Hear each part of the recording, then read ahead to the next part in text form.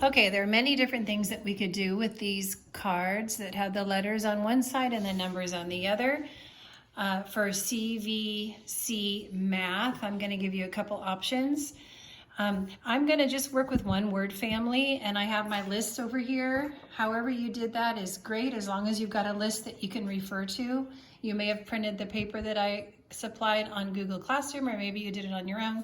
Doesn't matter.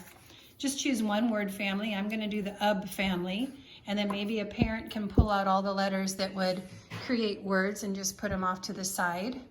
And then the first thing you're going to do is just create a word. I'm going to do tub first.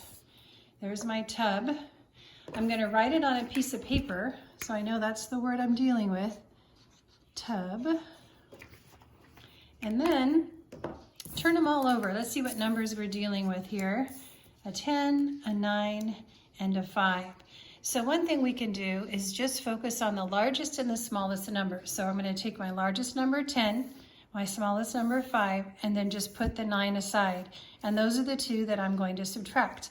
I'm going to write down 10, take away 5, and then there's a couple ways that you can do this. You can take away 5 by covering up 5 on the 10 card. 1, 2, 3, 4, 5, and then count how many are left. 1, 2, 3, 4, 5. Or you can actually, if that's too confusing for some of your kids, then you could just go ahead then and write your 10 and then cross off 5, whichever 5 they want to cross off, and then it leaves them with 5. And then there's your tub section, and then do another one. So let's turn those back over. And let's do cub. So there's my cub. I'm going to turn those over. And then another thing you could do is say, okay, let's just take the beginning sound and the ending sound card. So the beginning and the end, get rid of the middle, and then for subtraction you always have to put the largest card first. So it's going to be 5, take away 4, and my word was cub. I forgot to write that down.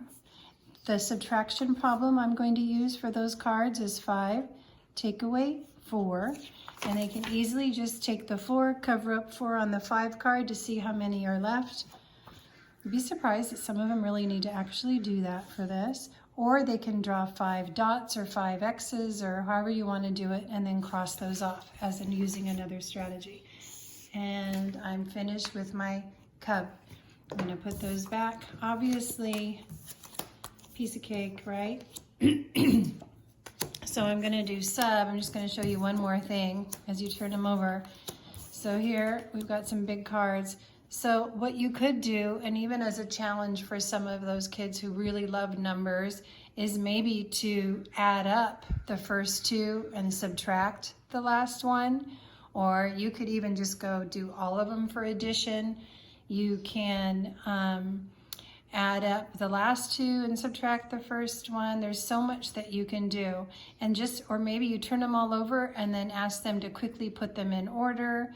There's, what I would do though is decide on one thing you're going to do for that whole family. So for today, for the UB family, we're going to turn them over and subtract the smallest card from the largest card.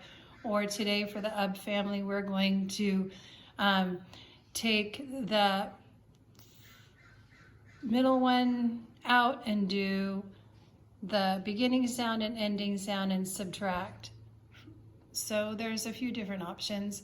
You can also make bigger words if you are ready to do words with more letters.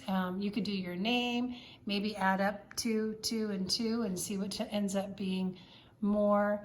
All kinds of options for you.